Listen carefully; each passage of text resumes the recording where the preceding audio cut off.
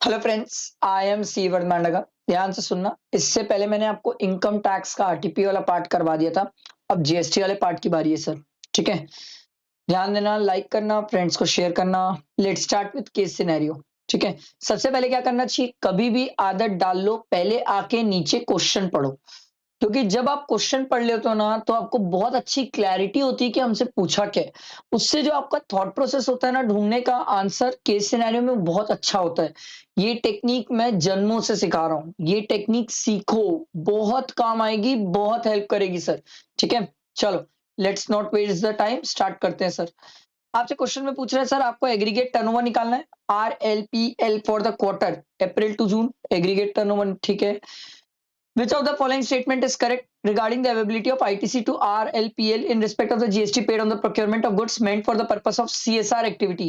वैसे ये मैं ऊपर ना भी पढ़ू ना तो भी मेरे को पता है सर कि सर CSR एक्टिविटी के लिए अगर अपन ने कोई इनपुट लिया है तो सेक्शन 17(5) है सर, जो पिछली अमेंडमेंट फाइनेंस एक्ट 23 की अमेंडमेंट से ब्लॉक करके रखा है सर। बाकी अपन पढ़ लेंगे। ठीक है, उसके बाद देखो क्या दिया हुआ है। RLPL can claim ITC on the invoice dated 20th March of the previous financial year up to dash of the current financial year। ये हमें पता है 30 नवंबर या date of filing of annual return, दोनों में विच एवर इज अर्लियर देखना पड़ेगा क्वेश्चन में। एनुअल रिटर्न की डेट दी क्या।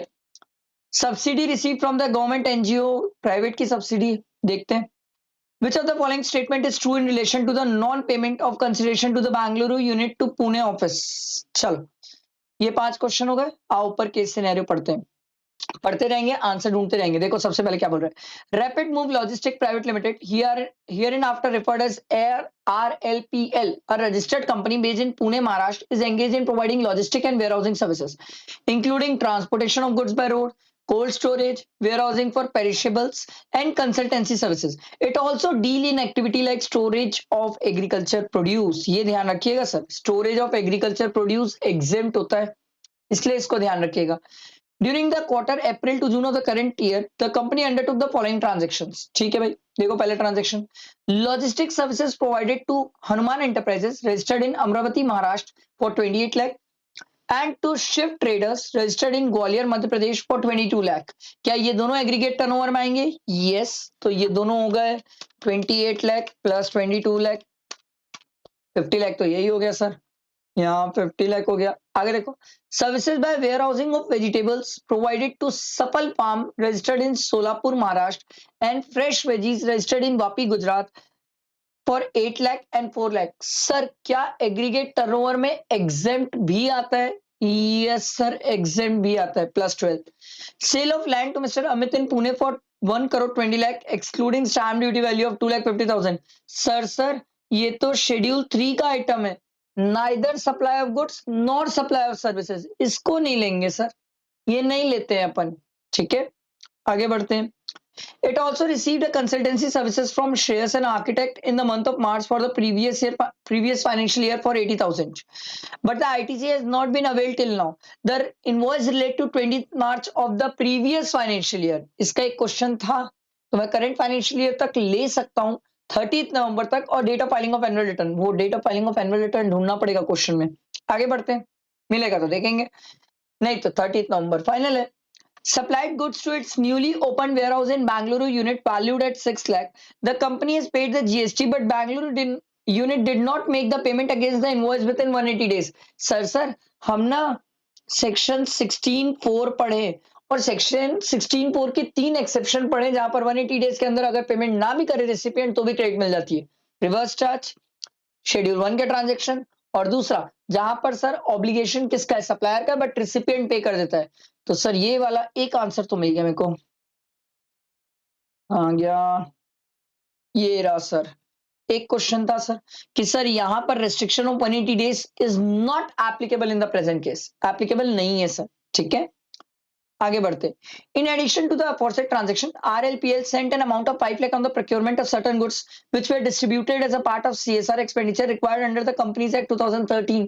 सर हम पढ़ के आए हैं, सेक्शन 17(5) ब्लॉक करता है, जो कि CSR एक्टिविटी के केस में आपको इनपुट्स की क्रेडिट नहीं देता।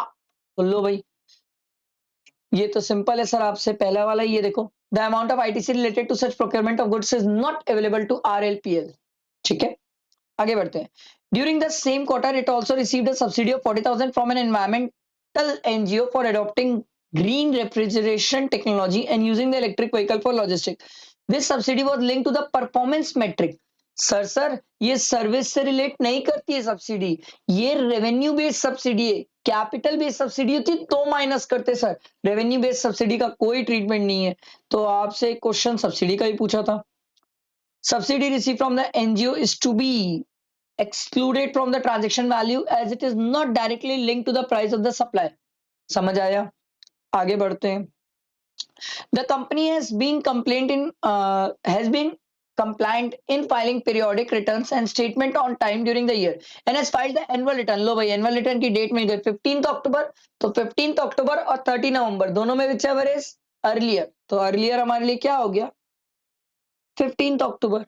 अब एक ही क्वेश्चन बच गया सर जिसका आंसर नहीं मिल पाया, वो है एग्रीगेट टर्नओवर। तो हमने सब कुछ तो कर लिया, तो एग्रीगेट टर्नओवर में एक चीज रह गई जिसको हमें और ऐड करनी चाहिए, वो है जो हमने अपने ही यूनिट को सप्लाई किया है। क्या शेड्यूल 1 में कवर है? Yes sir. क्या ये भी हमारे एग्रीगेट टर्नओवर में आएगा?